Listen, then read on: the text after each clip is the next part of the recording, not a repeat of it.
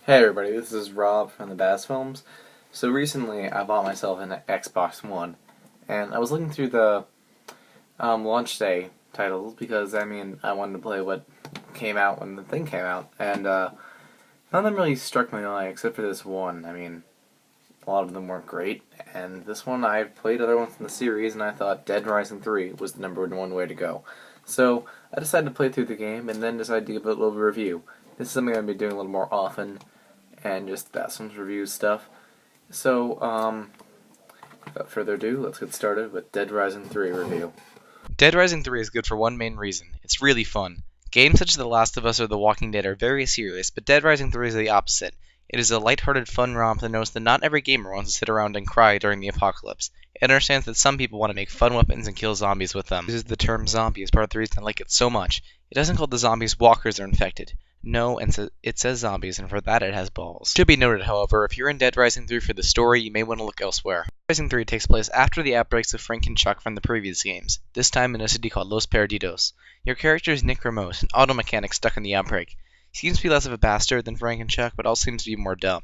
He's a hunky, handsome dude who seems to be confused and harmless in cutscenes, even though in combat I have him demolish every zombie. The big plot part of the story is that there's this whole big government conspiracy that has to do with the zombies, blah blah blah. The basic gist of it is that there's a bunch of assholes in the world, and Nick and his equally helpless friends are the only ones that can stop them for some reason. It is a Capcom game, you can't really expect to be much different than that.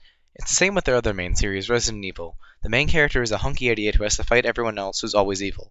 The difference here is that I like Dead Rising, while I haven't been able to stand Resident Evil since the fourth one when the chainsaw guy kept cutting off my head. However, no one's here for the story, but if you do want some, I guess it's better than the other two Xbox One launch day exclusives, which are Rise, aka 300 the video game, and Forza Motorsport 5, aka every other car game you've ever played in before. But there is one amazing part of the story, the boss battles. Whether I was fighting a fat lady riding a scooter or some crazy motorbike dude with a mohawk riding a steamroller, I was having a ton of fun with these boss battles. Now that I found one good part in this mediocre story, we can get to what we were really here for. The gameplay. Is it good? Yes! Well, you probably want more thoughtful analysis, don't you? This game is hack and slash at its finest. It's easy to control but makes it difficult to navigate through the hordes of zombies. Their enemy AI is surprisingly sharp, and you have to be on your toes and have to be prepared with extra weapons and food to heal yourself with. Like in other Dead Rising games, you have to build wacky weapons from various objects, but in this one you have to find a blueprint first. I see why they do this, but it does limit your creativity a little bit. It doesn't really matter though. With these great weapons, you are set to hack and slash your way through the seemingly infinite crowd of zombies. There is a small flaw in the gameplay, however. The glitches. Oh, those glitches. I started off the game driving a character named Rhonda's car around the town. I didn't see it was blocked off in one area and kept ramming it. My car flew into this blocked off area and immediately exploded as we fell through the floor. I had to restart my game and try again.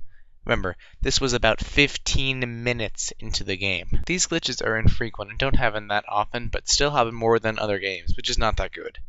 But, moving on to a better thing, the side quests in these games are really fun.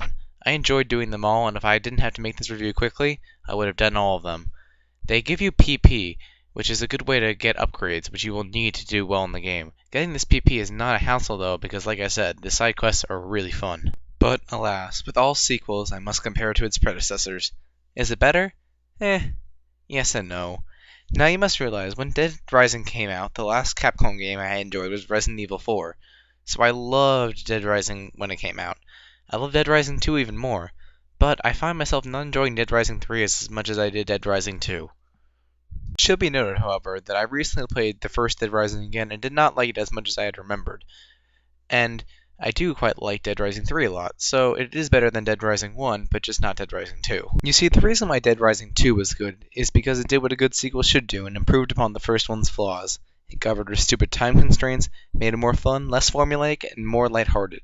Dead Rising 3 did what an average sequel does, and kinda just took Dead Rising 2 and gave it a new story and characters while really only tightening graphics and controls. Thinking about it, I think I like the story better in Dead Rising 2 than Dead Rising 3.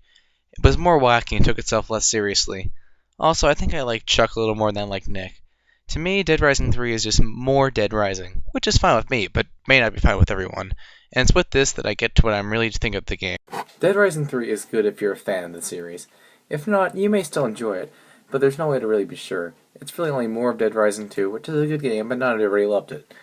I still think this is the best launch title for the Xbox One, and I do like it quite a bit. Because of this, because it's fun gameplay, and it's fairly lighthearted story, even though it's a bit more serious than I'd like it, I'm going to give this game a 7 out of 10. Now, this is a pretty good review, and I do like this game a lot. That's why I'm giving it such a high review rating. And because of this, I am going to keep it. I have this thing that I do where it's called keep or trash, and by far this is a keep. If I trash it, I throw it out that way. So, this is the first game in my Xbox One library, and I'm quite glad this is the start to it. Now, next week, or whenever I got it, hopefully next week, Rayman Legends. So, stay tuned. Thank you for watching this review, and please subscribe and like this video. Thank you.